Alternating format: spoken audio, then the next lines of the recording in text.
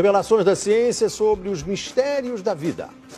Especialistas de vários países estiveram no Brasil para o lançamento de um grupo dedicado à tese do chamado design inteligente. Esses cientistas acreditam que a perfeição e a complexidade da natureza comprovam a existência de um ser superior. O que há por trás do bater das asas de uma borboleta?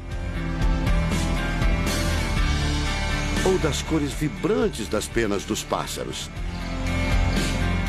O que há em comum entre a concha do mar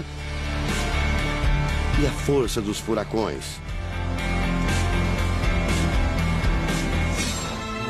Que mistérios guardam as nossas células e o DNA, o responsável por tudo que somos? Os homens reunidos nesta sala são os principais nomes de um ramo da ciência que pretende responder questões como estas. Ao contrário do que a gente apregoou por 150 anos, há evidências de inteligência na vida e no universo. Eles são estudiosos do chamado design inteligente, uma linha de pesquisa que acredita que a complexidade da vida e a perfeição da natureza comprovam a existência de um ser superior. A vida foi feita pronta, o universo foi feito pronto, planejados por um ser extremamente inteligente, com design, com arte, com perfeição. Marcos Eberlin coordena o Núcleo de Pesquisa em Ciência, Fé e Sociedade, recém-inaugurado por uma das maiores universidades de São Paulo, em parceria com instituições americanas.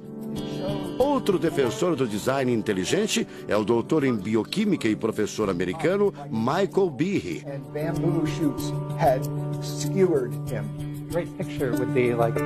Brian Miller é doutor em física. Ele coordena as pesquisas da Universidade de Duke, nos Estados Unidos. Seria um super engenheiro, um super arquiteto? Você pode dizer isso, responde o físico. Um arquiteto que tinha a vida em mente, um criador que fez a vida deliberadamente. Also, when you look at life itself, não é de hoje que os cientistas procuram pistas deste arquiteto da vida. Galileu Galilei, o célebre físico e astrônomo italiano, disse há mais de 400 anos que a matemática é o alfabeto com o qual Deus escreveu o universo. A matemática se dedica a provar que tudo no universo segue uma lógica. Mas foi ainda antes, na Idade Média, que outro italiano, Leonardo Fibonacci, decifrou parte deste alfabeto. Ele descobriu um padrão numérico que se repete em quase tudo na natureza. Em homenagem a ele, o padrão passou a ser conhecido como sequência de Fibonacci, uma sequência lógica de números que pode ser expressa em formas geométricas. Em cada quadrado, a gente consegue construir arcos, são aquelas linhas tortas, né? A gente consegue ligar um arco com o outro. Quando você liga um arco, um outro arco, um outro arco, um outro arco, um outro arco, e vai seguindo um outro arco, pensando no próximo quadrado, um outro arco. Essa aqui é uma figura que é uma espiral, chamada espiral de Fibonacci. E essa espiral aparece em diversos lugares do nosso cotidiano. Aparece, por exemplo, na nossa orelha. O formato da nossa orelha é exatamente essa espiral. Uma coisa interessante, aparece no nosso rodamuinho do cabelo aqui. É o mesmo formato que aparece aqui. Que é o mesmo formato que aparece naquela concha do mar, tal do Nautilus, né? Que é o mesmo formato que aparece nas estrelas do universo. Que é o mesmo rodamuinho que forma quando tem um furacão. A sequência de Fibonacci foi encontrada também nas ondas do mar, nas pétalas das rosas, na distribuição das sementes do girassol e até nos hexágonos da casca do abacaxi. Mais uma comprovação matemática da existência de uma mente inteligente por trás da criação seria o chamado número de ouro, ou proporção áurea, representada pela letra Φ. O número de ouro, também representado pelos dígitos 1,618, está presente na construção de uma das obras mais importantes da antiguidade, o Partenon. Foi usado por Leonardo da Vinci na Mona Lisa, o quadro mais famoso do mundo. essa regra do número áureo, ela vem, né, aparece no Fibonacci e aplica em um monte de situações. E é legal que os gregos percebiam isso, eles associavam isso muito com a ideia de perfeição. Ele está presente nas asas das borboletas e até nas medidas do corpo humano.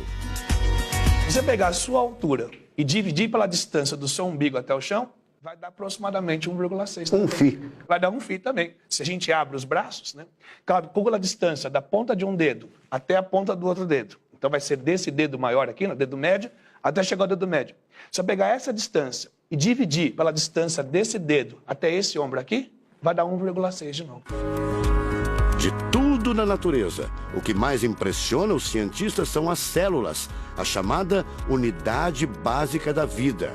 São as menores partes que compõem os seres vivos, vegetais ou animais. O corpo humano é formado por cerca de 100 trilhões de células que dão origem a tecidos e órgãos. We cannot be accidentally caused. Life is not an accident. O americano Douglas Axie estuda biologia molecular há mais de 25 anos. Ele garante: não existe a mínima possibilidade de a vida ser um acidente, um acaso da evolução do planeta. Para ele, as células são complexas demais e só podem ter sido criadas, de propósito, por um ser inteligente. Literally machines that are made out of molecules. Dr. Michael Behe concorda. Ele compara a célula a uma fábrica repleta de máquinas e veículos. Ela produz e troca com as células vizinhas os elementos fundamentais à vida.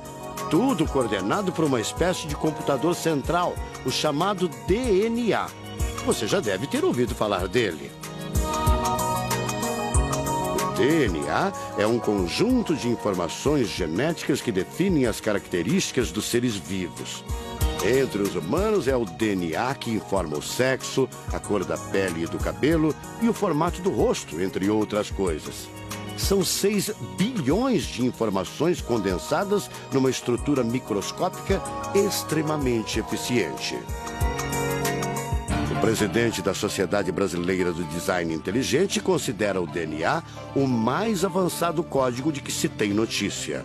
A gente tem a molécula de DNA como um modelo. Por quê? Porque quando a gente descobriu essa molécula, a gente viu que é uma molécula fantástica, maravilhosa. E ali evidências e mais evidências de que uma mente inteligente projetou a vida. Porque é o software da vida. E esse software tem o quê? Tem ali um código. E a gente sabe que códigos emanam de mentes inteligentes. Nos Estados Unidos, um grupo de pesquisadores afirma ter identificado uma sequência de números que sempre se repete no DNA humano. Seria uma espécie de assinatura de Deus, segundo o engenheiro da computação Greg Braden. So now we have a definition. Ao considerar a carga dos elementos químicos do DNA, os pesquisadores teriam identificado o seguinte padrão numérico: 10, 5, 6, 5. Eles então passaram a tentar decifrar esse código e tiveram a ideia de substituir os números por letras hebraicas. Em hebraico, a língua oficial de Israel e que aparece na Bíblia, os números são representados por letras, como explica essa professora israelense. A escrita hebraica é muito antiga. Já tem textos escritos 1000 anos antes da Era Comum. E nesta época ainda não inventaram o sistema decimal dos números que usamos agora. Na Bíblia, o Primeiro Testamento, podemos ver não só os números dos versículos e os números dos capítulos, mas também as páginas. A contagem das páginas está feita em letras e não em números. A sequência numérica 10, 5, 6, 5 foi transcrita para as respectivas letras em hebraico: Yud, Rei, Vav, Rei. Veja o resultado. A sequência corresponde à palavra Javé, ou Deus, em hebraico. Apesar de todo o avanço da medicina, cerca de 90% das informações genéticas ainda são um mistério. professor Eberlin diz que as descobertas científicas trazem implicações sérias para toda a humanidade, mas cada vez mais reforçam os argumentos de quem acredita no design inteligente, a assinatura de uma força superior. A gente vai ter que entregar essa informação para a filosofia e para a teologia.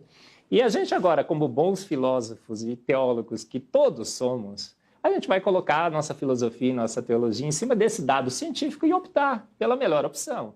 Eu, óbvio, acho que a melhor opção é Deus. Como gente, a gente tem esse direito, né, de especular em cima da descoberta científica de que uma mente inteligente orquestrou o universo e a vida.